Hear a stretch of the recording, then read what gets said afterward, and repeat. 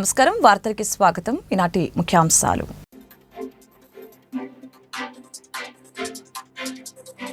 స్వర్ణం Kuppam vision 2029 document ఆవిష్కరించిన ముఖ్యమంత్రి చంద్రబాబు.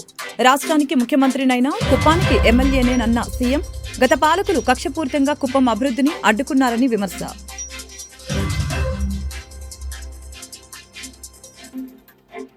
గేమ్ చేంజర్ ఈవెంట్కి హాజరై రోడ్డు ప్రమాదంలో మృతి చెందిన ఇద్దరు అభిమానుల కుటుంబాలకి AP deputy CM Pawan Kalyan పరిహారం ప్రకటన. సినీ నటుడు చరణ్ కూడా మృతుల కుటుంబానికి 20 లక్షల ఆర్థిక సహాయం ప్రకటన. ఈ ఘటనపై దిగ్భ్రాంతి వ్యక్తం చేసిన పవన్ కళ్యాణ్.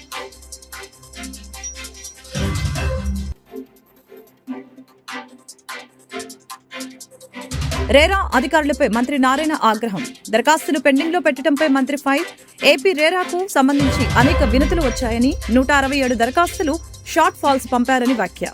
రాష్ట్రానికి ముఖ్యమంత్రినైనా కుప్పానికి ఎమ్మెల్యేనని 8 సార్లు ఎమ్మెల్యేగా గెలిపించి ఆదరించిన కుప్పం ప్రజల రుణం ఎప్పటికీ తీర్చుకోలేని ముఖ్యమంత్రి చంద్రబాబు తెలిపారు. గత పాలకులు కక్షపూరితంగా కుప్పం అభివృద్ధిని అడ్డుకున్నారని, టీడీపీ కార్యకర్తల్ని ఇబ్బందులు పాలు చేశారని ఆయన ఆవేదన వ్యక్తం చేశారు. ఇకపై కుప్పం అభివృద్ధి అన్స్టాపబుల్ అని, అన్ని రంగాల్లో నియోజకవర్గాన్ని ముందుకు తీసుకువెళ్లేందుకే స్వర్ణం కుప్పం విజన్ 2029 నిర్దేశించుకున్నామని ముఖ్యమంత్రి తెలిపారు. మీరు చూస్తే 95లో ఎవ్వరూ ఊహించని రోజులు విజన్ 2020 తయారు చేశాను.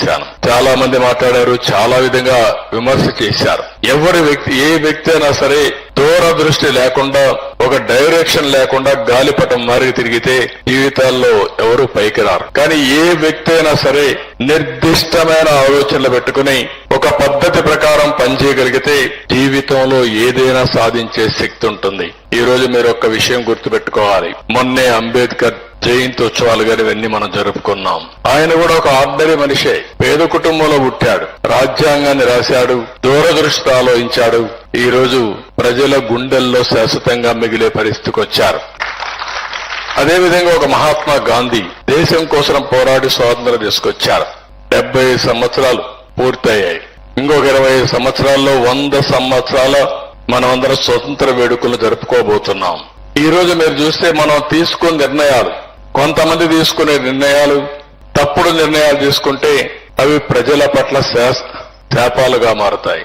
కొంతమంది కరెక్ట్ నిర్ణయాలు తీసుకుంటే ఆ నిర్ణయాల వల్ల చరిత్ర మారిపోయే పరిస్థితి వస్తుంది. గేమ్ చేంజర్ ఈవెంట్ కి హాజరై రోడ్డు ప్రమాదంలో మృతి చెందిన ఇద్దరు అభిమానుల కుటుంబాలకు AP deputy CM Pawan Kalyan పరిహారం ప్రకటించారు.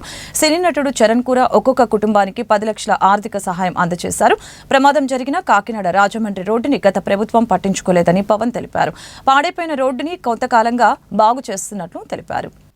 ఈ ఘటనపై ఆయన దిగ్భ్రాంతి వ్యక్తం చేశారు. ప్రమాదం జరిగిన కాకినాడ రాజమండ్రి రోడ్డుని గత ప్రభుత్వం పట్టించుకోలేదని ఆయన ఆరోపించారు. ఈ క్రమంలోనే గేమ్ చేంజర్ ఫ్రీ రిలీజ్ వేడుకలో పాల్గొని తిరిగి ఇళ్లకు వెళ్తున్న క్రమంలో జరిగిన రోడ్డు ప్రమాదంలో కాకినాడ జిల్లా గైగొలుగుపాడుకు చెందిన 6వ మణికంఠ, తోకాడ చరణ్ ప్రమాదవశాత్తు మృతి చెందటం బాధించదగ్గ విషయమని చెప్పారు. మృతుల కుటుంబాలకు జనసేనాని ప్రగాఢ సానుభూతి తెలిపారు. ఇళ్లకు సురక్షితంగా వెళ్లాలని ఈవెంట్లో 1-2 సార్లు తాను చెప్పానని ఈ సందర్భంగా తెలియజేశారు. అలాగనే ఈ ప్రమాదం తనను ఎంతో బాధించిందని చెప్పారు. జనసేన తరపున మృతుల కుటుంబాలకి 5 లక్షల చొప్పున ఆర్థిక సాయం ప్రకటించిన డిప్యూటీ సీఎం ప్రభుత్వం తరపున కూడా తగిన సహాయం అందించే ఏర్పాట్లు చేయాలని తన కార్యాలయ అధికారుల్ని ఆదేశించారు. అలాగనే ఇక నుంచి పిఠాపురం నియోజకవర్గ పర్యటనకు ఏడీబీ రోడ్డు మీదుగానే రాకపోకలు సాగించాలని నిర్ణయించుకున్నట్లు తెలిపారు. రేరా అధికారులపై మంత్రి నారాయణ ఆగ్రహం వ్యక్తం చేశారు. దరఖాస్తులు పెండింగ్ లో పెట్టడంపై మంత్రి ఫైర్ అయ్యారు. ఏపీ రేరాకు సంబంధించి అనేక వినతులు వచ్చాయని 167 దరఖాస్తులు షార్ట్ ఫాల్స్ పంపారని తెలిపారు. ఏపీ రేరాలో పెండింగ్ దరఖాస్తులపై మంత్రి ఈరోజు స్పెషల్ డ్రైవ్ నిర్వహించారు. రేరా అధికారులపై తీవ్ర ఆగ్రహం వ్యక్తం చేశారు. రేరాలో అనుమతుల కోసం నెలల తరబడి దరఖాస్తులు పెండింగ్ లో ఉన్నాయి. ఈ విషయాన్ని మంత్రి దృష్టికి పలువురు బిల్డర్లు, డెవలపర్లు తీసుకొచ్చారు. అయితే 8 నెలలుగా ఎందుకు దరఖాస్తులు పెండింగ్ లో పెట్టారని మంత్రి ఆగ్రహం వ్యక్తం చేశారు. ప్రభుత్వానికి చెడ్డ పేరు తెచ్చేలా వ్యవహరిస్తున్నారని కొంతమంది అధికారుల తీరుపై మండిపడ్డారు. అంశాల వారీగా పెండింగ్ లో ఉన్న దరఖాస్తులపై మంత్రి నారాయణ ఆరా తీశారు. రేరా అధికారులతో నారాయణ సమీక్ష సమావేశం నిర్వహించారు. సందర్భంగా ఆయన మాట్లాడుతూ మంత్రి ఏపీ రేరాకు సంబంధించి అనేక వినతులు వచ్చాయని 167 దరఖాస్తులు షార్ట్ ఫాల్స్ పంపారని తెలిపారు. పరిష్కారం కావటం లేదని కొన్ని ఫిర్యాదులు వచ్చాయని అన్నారు. ఈరోజు రేరా ఆంధ్రప్రదేశ్ రేరా సంబంధించి ప్రజల దగ్గర నుంచి అనేకమైన వినతులు రావటం జరిగింది. వాటి మీద యాక్చువల్గా ఈరోజు నేను వేరే ఆఫీస్లో ఈరోజు వాళ్ళకి సంబంధించిన ఇబ్బందులు ఏదన్నా ఉంటే డిస్కస్ చేస్తామని 167 అప్లికెంట్స్ అంటే 167 అప్లికెంట్స్ షార్ట్ ఫాల్స్ వేస్తున్నారు. అంటే వాళ్ళు అప్లై చేసిన దాంట్లో కొన్ని షార్ట్ ఫాల్స్ ఉంటే వేరే అథారిటీ కావచ్చు, వేరే డిపార్ట్మెంట్లో ఉండేవాళ్ళు కావచ్చు, వాళ్ళు షార్ట్ ఫాల్స్ పంపించారు.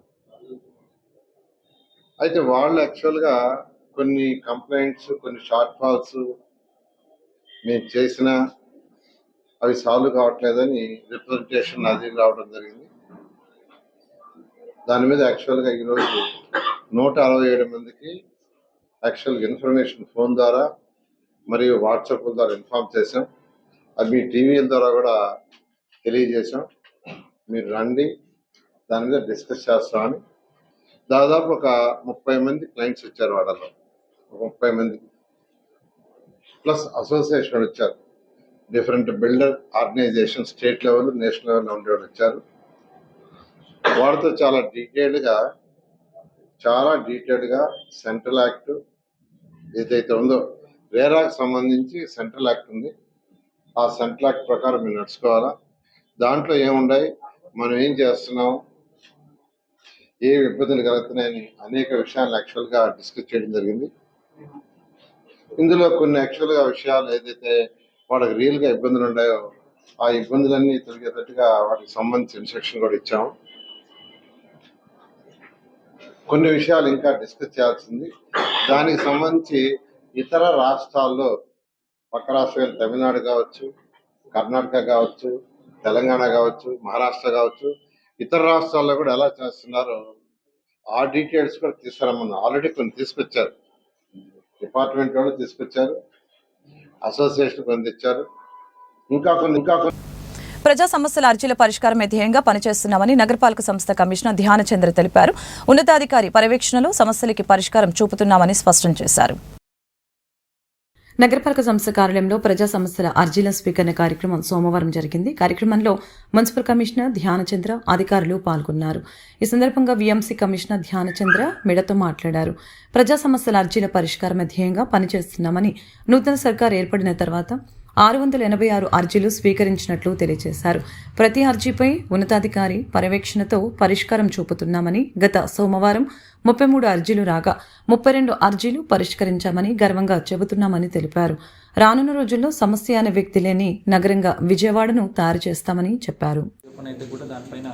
మళ్ళీ స్పెషల్ టీం పంపించి దాన్ని పెటిషనర్ దగ్గర వెళ్ళి మాట్లాడి మళ్ళీ క్లోజ్ చేయడం జరుగుతుంది. సో ఈరోజు ఇప్పుడు దాకా దాదాపు 10 అప్లికేషన్స్ వచ్చినాయి. ముఖ్యంగా ఏంటంటే పీజీఆర్ఎస్ అనేది Monday between 10 to 1 PM all the officers different levels అవైలబుల్గా ఉంటారు. సర్కార్ లెవెల్లో, జోనల్ కమిషనర్స్ లెవెల్లో ఉంటుంది, వార్డ్ లెవెల్లో కూడా ఉంటుంది, సచివాలయం లెవెల్లో కూడా ఉంటుంది. సో ఎనీ ఇష్యూస్ వస్తే వితిన్ SLA, ఫైనాన్షియల్ ఇష్యూస్ తప్ప రిమైనింగ్ అంతా కూడా 2 to 3 days SLA లోపలనే క్లోజ్ చేయడం జరుగుతుంది. ఫైనాన్షియల్ ఇష్యూస్ ఉంటే కూడా దాన్ని కూడా చర్యలు తీసుకుని ఉన్న ఫండ్స్ అవైలబిలిటీ బట్టి క్లోజ్ చేయడం జరుగుతుంది. Thank you. కోడి పందాలు నిర్వహించడం చట్టరీత్యా నేరమని, ఉల్లంఘించిన వారిపై చట్ట ప్రకారం కఠిన చర్యలు తీసుకుంటామని ఎన్టీఆర్ జిల్లా కలెక్టర్ లక్ష్మీషా హెచ్చరించారు. సంక్రాంతి పండుగ సందర్భంగా జిల్లాలో కోడి పందాలు జరగకుండా తీసుకుంటున్న చర్యలపై సోమవారం కలెక్టరేట్ శ్రీ పింగళి వెంకయ్య సమావేశ మందిరంలో జిల్లా కలెక్టర్ లక్ష్మీషా సమన్వయ శాఖల అధికారులతో సమావేశాన్ని నిర్వహించడం జరిగింది. ఈ సందర్భంగా కలెక్టర్ మాట్లాడారు. ఆంధ్రప్రదేశ్ గేమింగ్ యాక్ట్ 1974 సెక్షన్ 10, జంతు హింస నివారణ చట్టం 1960 సెక్షన్ 34 ప్రకారం కోడి పందాలను నిషేధించడం జరిగిందని తెలిపారు. ఈ చట్టాలను ఉల్లంఘిస్తే కఠిన చర్యలు తప్పవని ఈ సందర్భంగా హెచ్చరించారు. ఫార్ములా ఈ కార్ రేస్ వ్యవహారంలో బీఆర్ఎస్ వర్కింగ్ ప్రెసిడెంట్ కేటీఆర్ పై కాంగ్రెస్ ప్రభుత్వం కక్షపూరితంగా అక్రమ కేసు బనాయించిన విషయం తెలిసిందే. విచారణ నిమిత్తం రావాలంటూ ఏసీపీ అధికారులు కేటీఆర్ కి నోటీసులు జారీ చేశారు. ఇందులో భాగంగా న్యాయవాదులతో కలిసి ఏసీపీ కార్యాలయానికి చేరుకున్నారు. అంతకుముందు నందినగర్లోని తన నివాసంలో న్యాయవాదులతో చర్చించారు. అనంతరం వారితో కలిసి ఏసీపీ ఆఫీస్కి బయలుదేరారు. అయితే ఏసీపీ కార్యాలయం వద్ద కేటీఆర్ కారును పోలీసులు అడ్డుకున్నారు. సార్, ఇప్పుడు ఈ స్థాయిలో ఆంక్షలు పెట్టారు, మీరు నేరుగా విచారణకు అటెండ్ అవుతున్నారు. వాళ్ళు చెప్పిన నరేందర్ రెడ్డి గారు ఇవ్వని స్టేట్మెంట్ ఇచ్చినట్టుగా తప్పుడు స్టేట్మెంట్లు రికార్డ్ చేసింది పోలీసు వాళ్ళు. అందుకే నాకు వాళ్ళ మీద నమ్మకం లేదు కాబట్టి నా లాయర్ని తెచ్చుకున్నాను. ఇప్పుడు మా ఇంటి మీద రైడ్ చేసి నాకు తెలిసి ఏం చేయబోతుంది. రైడ్ చేసి అవసరమైతే కొన్ని ఇంప్లాంట్ చేసి కొన్ని లేనిపోని సృష్టించి అందులో ప్లాంట్ చేసి దాని మీద కేసు బనాయించాలని వీళ్ళ చిల్లర ప్రయత్నం.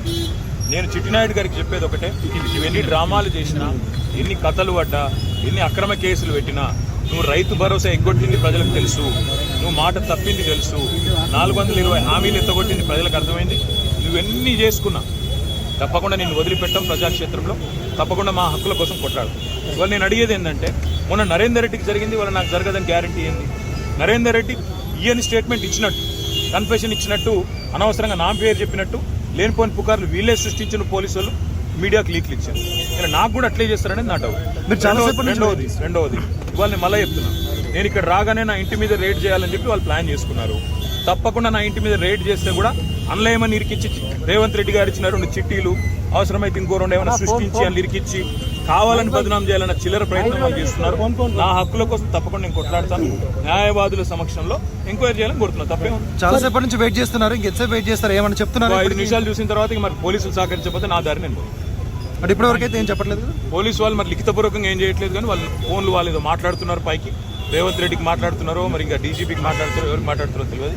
వాళ్ళు ఏం చెప్తారో దాన్ని బట్టి నా తత్పరత. సార్, ఇప్పుడు అడ్వకేట్స్ అనుమతి లేదు అనేది అయితే నిబంధన లేదు కదా? అడ్వకేట్స్ అనుమతి లేదు అనేది తప్పు. మొన్న పట్నం నరేందర్ రెడ్డి మీద ఏ కుట్ర అయితే వీళ్ళు చేసిండ్రో, ఆయన ఈయని స్టేట్మెంట్ ఇచ్చినట్టు పోలీసు వాళ్ళు ఏదైతే దొంగ స్టేట్మెంట్ సృష్టించి ఆయనను నన్ను బద్నాం చేసే ప్రయత్నం చేసిండ్రో, అది జరగకూడదన్నదే నా తాపత్రయం. అందుకే లాయర్ ఉండాలని నేను కోరుకున్నాను. లాయర్ ఉంటే వాళ్ళకి అభ్యంతరం ఏందో నాకు అర్థమైతే లేదు. ఏమైనా కానూను ఉందా? చూపెట్టు, కాగితం చూపెట్టు. రాబోయే 3 నెలల్లో టీసీఎస్ ఇన్నోవేషన్ హబ్ ను ఏపీలో తీసుకురాబోతున్నామని మంత్రి నారా లోకేష్ ప్రకటించారు. 10,000 మందికి ఉపాధి కల్పించబోతున్నామని చెప్పారు. ప్రపంచానికి టాటా బ్రాండ్ ను పరిచయం చేసిన వ్యక్తి రతన్ టాటా అని అన్నారు. విలువలతో కూడిన పారిశ్రామికవేత్త రతన్ టాటా అని తెలిపారు. దేశీయ ఉత్పత్తులు, బ్రాండ్ దెబ్బతినకుండా జాగ్రత్తలు తీసుకుంటున్న వ్యక్తి రతన్ టాటా అని ప్రశంసించారు.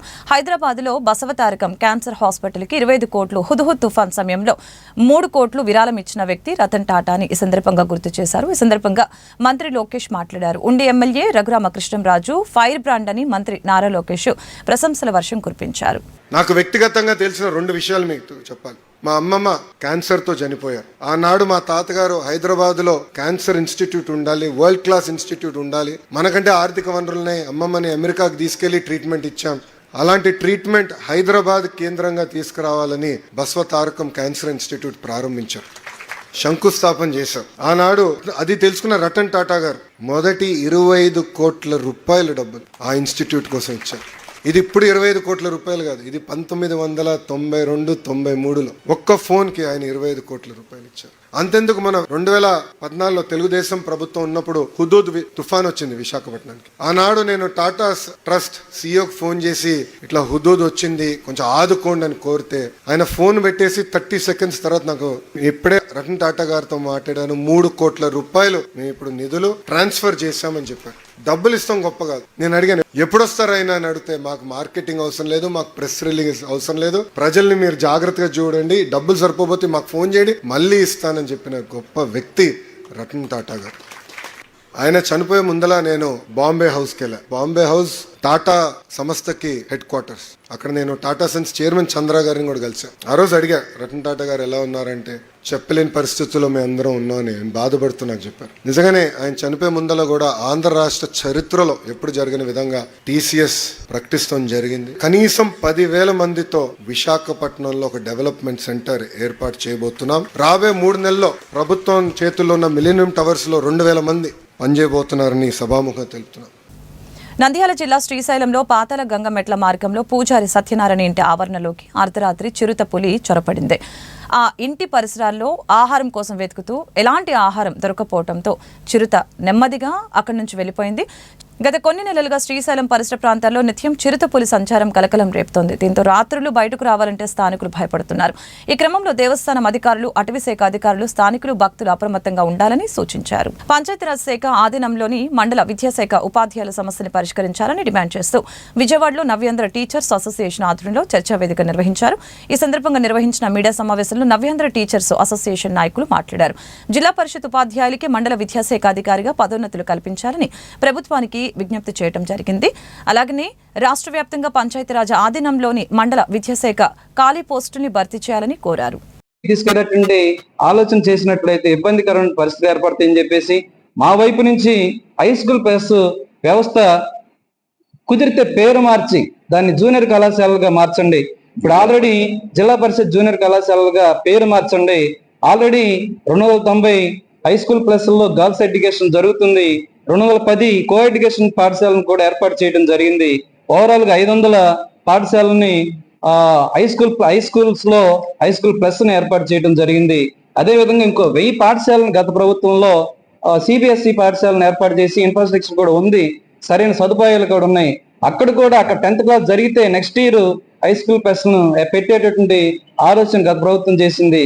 అలా చేయటం ద్వారా అక్కడ ఎక్కడైతే స్థానికంగా ఇంటర్మీడియట్ వ్యవస్థ ఖర్చుతో కూడింది కాకుండా తక్కువ ఖర్చుతో ఉచితంగా దొరుకుతుందో పిల్లలకి ఉచితంగా పొందేటువంటి అవకాశం ఉంటుంది. కాబట్టి ఆ పనిని ఈ గౌరవ మంత్రివర్యులు లోకేష్ గారు కూడా దీని మీద దృష్టి పెట్టి సిబిఎస్ఈ పాఠశాలలు ఈ సంవత్సరం 10th క్లాసు పాస్ అయ్యే క్రమంలో కొంచెం కష్ట నష్టాలు ఉండొచ్చు, కానీ వచ్చే సంవత్సరం తదుపరి వచ్చే సంవత్సరాల్లో సిబిఎస్ఈ పాఠశాలలు ఏదైతే ఉన్నాయో గత ప్రభుత్వం తీసుకుందో ఆ 1000 సిబిఎస్ఈ పాఠశాలను కూడా కొనసాగించి అక్కడ పీజీటీ వ్యవస్థని తర్వాత హై స్కూల్ ప్లస్ ని కూడా పెట్టాల్సిన అవసరం ఉందని చెప్పేసి మా అసోసియేషన్ తరఫున తెలియజేసుకుంటూ, అదేవిధంగా Andhra Pradesh municipal employee service association నూతన అధ్యక్షునిగా తిమ్మసర్తి నాగేశ్వరరావు ఎన్నుకున్నట్లు మాజీ అధ్యక్షుడు దొప్పలపూడి ఈశ్వర్ తెలిపారు. విజయవాడలో ప్రముఖ హోటల్లో Andhra Pradesh municipal employee service association సంఘం నూతన అధ్యక్షునిగా ప్రమాణ స్వీకార కార్యక్రమాన్ని నిర్వహించారు.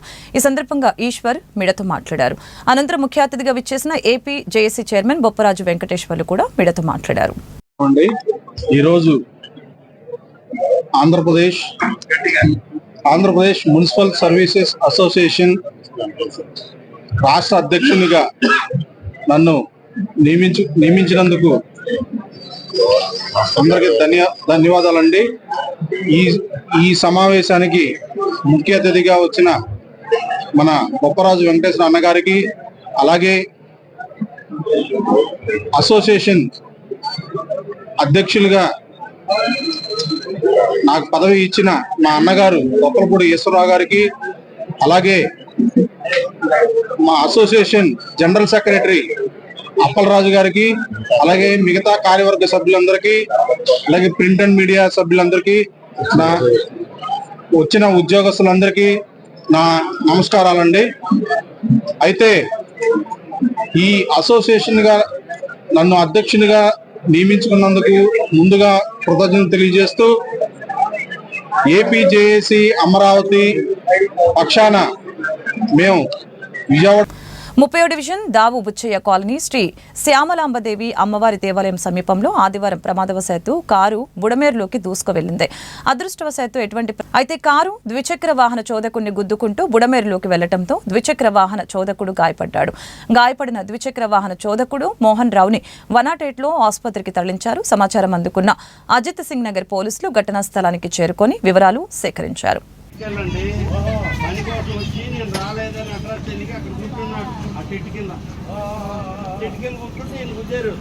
ఏం జరిగింది చెప్తారా? ఏం జరిగింది చెప్తారా? పక్కన కూర్చున్నా బాగా సైరమ్మడు కూర్చున్నాను. ఏం చేయట్లా కూర్చున్నా ఆ కారు తప్పించి గుద్దేశాడు. నేనేం పక్కనే కూర్చున్నా, బాగా సైరమ్మడు కూర్చున్నా, అసలు సైలెంట్ కూర్చున్నా, పక్కన కూర్చున్నా, బాగా పక్కకి అక్కడ కారు తప్పించాడు. వచ్చేసి గుద్దేశాడు, లోపలికి వెళ్ళిపోయాడు. అందరూ చూస్తూనే ఉన్నారు, అక్కడ అందరూ చూస్తూనే ఉన్నారు. ఎంత స్పీడ్లో వచ్చారు? ఎంత స్పీడ్లో వచ్చారు? ఎంత స్పీడ్ బాబు అండి, నేను దావుబుచ్చి కాలనీలో ఉంటానండి. సో ఈ రోజు జరిగిన ఇన్సిడెంట్స్ అనేది సరే మనకు ఒక ఫ్యూచర్ భయం అనేది మనకు క్రియేట్ చేస్తుందండి. ఎందుకనగా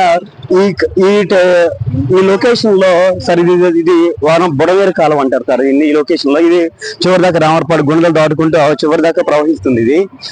ఇది మనం ఇంప్రూవ్ చేయాలంటే సార్, ఈ కైండ్ ఆఫ్ ఇన్సిడెంట్స్ జరగకుండా ఉండాలంటే సార్, మన కృష్ణలంక హైవే ఉంది కదా sir, Krishnalanka highway Saint Ann's hospital back side lemon tree hotel back side లాగా ఇవాళ కొద్దిసేపటి కదా ఇక్కడ మన దావుబుచ్చే కాలనీలో శ్యామలాంబ గుడి దగ్గర ఒక కారు అనేది బుడమేరులో పడిపోవడం జరిగింది. అదృష్టవశాత్తు ఏంటంటే ఇక్కడ జనాలందరూ ఉండడం వల్ల జనాలందరూ ఉండడం వల్ల ఇక్కడ మనకి ఏంటంటే అందులో కారులో ఉన్న ఒక ఇద్దరిని వెంటనే బయటికి తీయడం జరిగింది. యాక్చువల్గా ఇది ఇక్కడ ఎన్నో ప్రమాదాలు జరుగుతున్నాయి. ఇది రోడ్డు వెడల్పుగా అవడం, విశాలంగా ఉండడం, రోడ్డు కన్వీనియంట్ గా ఉండడంతో అందరూ మంచిగా స్పీడ్ లో వెళ్తున్నారు. కానీ రోడ్డు పక్కన ఏంటంటే బుడమేరు ఉండడం వల్ల అక్కడ గోడ అనేది లేకపోవడం వల్ల ఏంటంటే చిన్నపిల్లలు ఆడుకుంటున్నప్పుడు కానీ చాలా భయంగా ఉంటుంది. చిన్నపిల్లలు ఎక్కడ కాలు జారేటి పడిపోతారని కానీ, లేకపోతే వృద్ధులు రాత్రిపూట కానీ చాలా ఇబ్బందిగా ఉంటుంది. సో దయచేసి ఇక్కడ ఏంటంటే గోడ అనేది కడితే మనకి అక్కడ బుడమేరు వంతెన నుండి చివరి వరకు కూడా. గుంటూరు ప్రభుత్వ హాస్పిటల్ నందు నూతన ఓపీ విభాగ ప్రారంభోత్సవ కార్యక్రమంలో ముఖ్య అతిథిగా పాల్గొన్న గుంటూరు తూర్పు నియోజకవర్గ శాసనసభ్యులు మహమ్మద్ నజీర్, బీజేపీ తూర్పు నియోజకవర్గ కన్వీనర్ డాక్టర్ శనక్కల ఉమాశంకర్, జీజేహెచ్ పరిపాలనా అధికారి ఎస్ఎస్వి రమణ, 6వ కార్పొరేటర్ పోతురాజు సమత, జీజేహెచ్ సిబ్బంది మరియు ఎన్డీఏ కూటమి నాయకులు, కార్యకర్తలు కార్యక్రమంలో పాల్గొన్నారు. రెడ్డి గారి ఆదేశాలతో గుంటూరు ప్రభుత్వ ఆసుపత్రిని సమిష్టి అభివృద్ధి చేసేటువంటి ప్రణాళికలు సిద్ధం చేసుకొని జనరల్ హాస్పిటల్ సూపరింటెండెంట్గా పనిచేస్తున్నటువంటి రమణ గారి ఆధ్వర్యంలో ఈరోజు కొత్తగా ఓపీ బ్లాక్లో ఇంకో 17 కౌంటర్స్ని ఏర్పాటు చేసుకోవడం జరిగింది. ప్రతిరోజు కూడా 4,000 నుంచి 4,500 మంది ఓపీ పేషెంట్స్ గుంటూరు ప్రభుత్వ ఆసుపత్రికి వచ్చేటువంటి పరిస్థితులు ఉన్నాయి. వాళ్ళందరికీ కూడా రాగానే వెంటనే ఓపీ నమోదు చేసుకొని వారికి కావాల్సినటువంటి డాక్టర్ దగ్గరికి పంపించేటువంటి కార్యక్రమం కంప్యూటరైజ్ చేస్తూ ఆయుష్మాన్ భారత్ మిషన్ ద్వారా అవసరమైనటువంటి కంప్యూటరైజేషన్ కార్యక్రమంతో పాటు పర్టికులర్గా ఏ డాక్టర్కి పంపించాలి, ఆ పేషెంట్ని ఎక్కడికి రిఫర్ చేయాలనేది కూడా పూర్తిగా ప్రణాళికబద్ధంగా ప్లాన్ చేసి ఈరోజు 17 గతంలో 10 ఉండేవి, ఇప్పుడు కొత్తగా 7 కౌంటర్స్ నిర్మించుకొని 17 కౌంటర్లని ప్రారంభించుకోవడం జరిగింది. అంతేకాకుండా ఇక్కడికి వచ్చేటువంటి ఓపీ పేషెంట్స్ ఎక్కడైనా ప్రమాదవశాత్తు ఏదైనా వాళ్ళకి అవసరమైతే స్ట్రక్చర్స్ కానీ, మంచినీళ్ళు కానీ, ఫ్యాన్లు కానీ, వచ్చేటువంటి అటెండర్స్కి కూర్చోనేటువంటి అవకాశాలతో పాటు అన్నీ కూడా ఏర్పాటు చేయడం జరిగింది. రాబోయేటువంటి 1 సంవత్సరంలో గుంటూరు ప్రభుత్వ ఆసుపత్రిని మరింత అభివృద్ధి చేసేటువంటి దిశగా ముఖ్యంగా అవసరమైనటువంటి ప్రతి ఒక్క కార్యక్రమాన్ని కూడా ఈరోజు సిఎస్ఆర్ నిధుల దగ్గర నుండి ప్రభుత్వాన్ని దగ్గర నుండి కూడా నిధులు తెచ్చేటువంటి కార్యక్రమం, సెంట్రల్ గ్రాంట్స్ ఏదైతే ఆయుష్మాన్ భారత్ నుంచి వచ్చేటువంటి గ్రాంట్స్ని కూడా రాబట్టుకొని ప్రభుత్వ ఆసుపత్రిని మరింత అభివృద్ధి చేయాలనే దిశగా ముందుకు సాగుతా ఉన్నాం. గౌరవ కేంద్ర మంత్రివర్యులు పెమ్మసాని చంద్రశేఖర్ గారి ఆధ్వర్యంలో సహకారంతో పెద్ద ఎత్తున హెచ్డిఎస్ కమిటీ సభ్యులందరూ కూడా డాక్టర్లుగా ఉండడం, వారి విశేష అనుభవాలతో వాళ్ళందరినీ కూడా ఒక ప్లాట్ఫామ్ మీద తీసుకొని వచ్చి ప్రతిరోజు కూడా దీని మీద దృష్టి సారించి అభివృద్ధి చేసేటువంటి దిశగా ముందుకు సాగుతా ఉన్నాం. తప్పకుండా ఎన్నికల సమయంలో విద్యారంగానికి సంబంధించి అనేక హామీలు ఇచ్చిన కూటమి ప్రభుత్వం అధికారంలోకి వచ్చి 100 రోజులు అవుతున్నా కూడా ఇంతవరకు ఒక హామీని కూడా అమలు చేయలేదని కాంగ్రెస్ పార్టీ విద్యార్థి విభాగం ఎన్ఎస్యుఐ గుంటూరు జిల్లా అధ్యక్షులు షేక్ కరీం మండిపడ్డారు.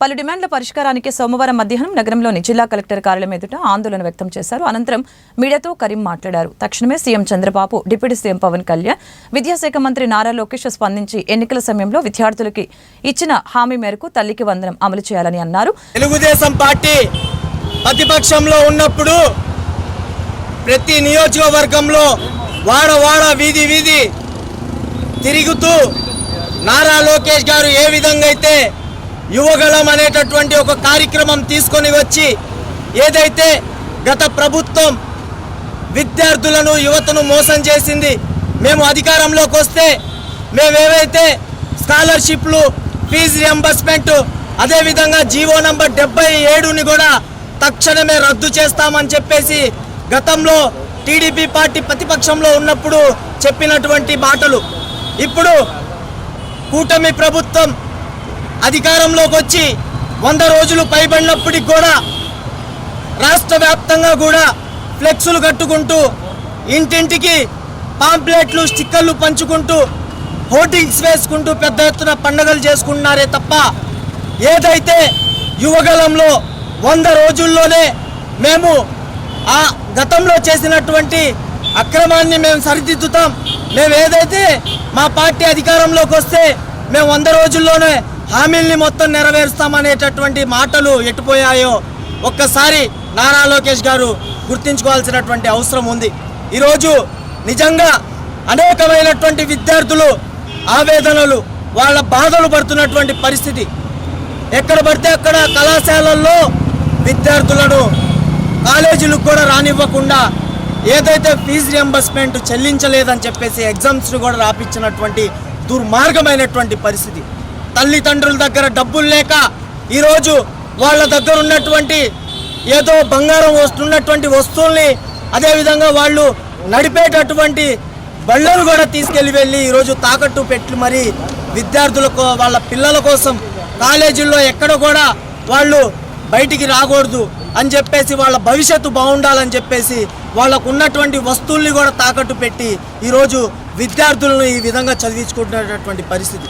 కొన్ని జిల్లా నలుమూలల నుంచి వచ్చి ప్రజలు అందజేసిన ఫిర్యాదుల్ని సంబంధిత అధికారులు వెంటనే పరిష్కరించాలని జిల్లా కలెక్టర్ ఎస్ నాగలక్ష్మి ఆదేశించారు. ప్రజా సమస్యల పరిష్కార వేదిక కార్యక్రమంలో భాగంగా సోమవారం ఉదయం నగరంలోని జిల్లా కలెక్టర్ కార్యాలయంలో ఎస్ఆర్ శంకరన్ హాల్లో జిల్లా నలుమూలల నుంచి వచ్చిన బాధితుల వద్ద నుంచి ఫిర్యాదులు స్వీకరించారు. ఈ కార్యక్రమంలో జిల్లా కలెక్టర్తో పాటు జాయింట్ కలెక్టర్ భార్గవ్ తేజ, పలువురు ఉన్నతాధికారులు పాల్గొన్నారు.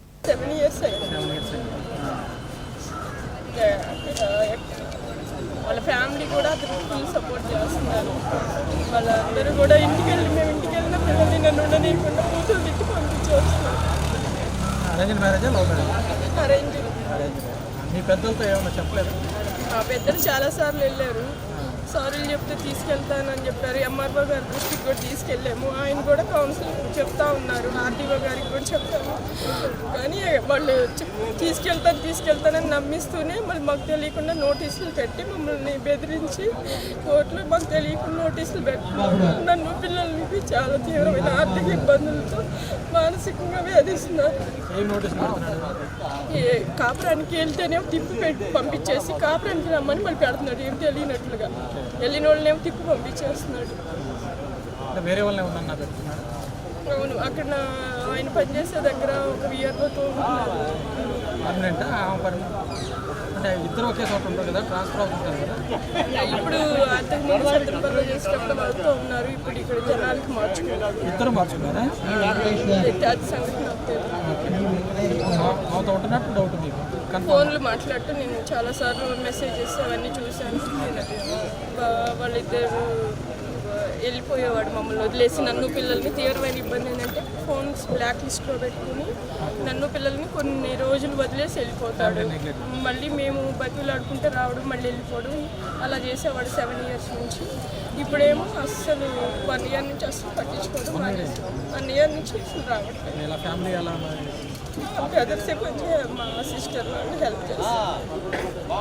అతని ఒపీనియన్ ఏంటంటే వార్తలు ముగించే ముందు ముఖ్యాంశాలు మరొకసారి.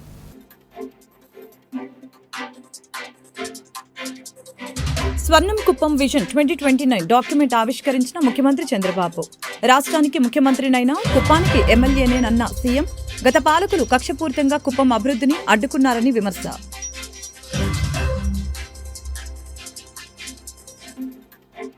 గేమ్ చేంజర్ ఈవెంట్కి హాజరై రోడ్డు ప్రమాదంలో మృతి చెందిన 2 అభిమానుల కుటుంబాలకి AP deputy CM Pawan Kalyan పరిహారం ప్రకటన. సినీ నటుడు చరణ్ కూడా మృతుల కుటుంబానికి 20 లక్షల ఆర్థిక సహాయం ప్రకటన. ఈ ఘటనపై దిగ్భ్రాంతి వ్యక్తం చేసిన పవన్ కళ్యాణ్.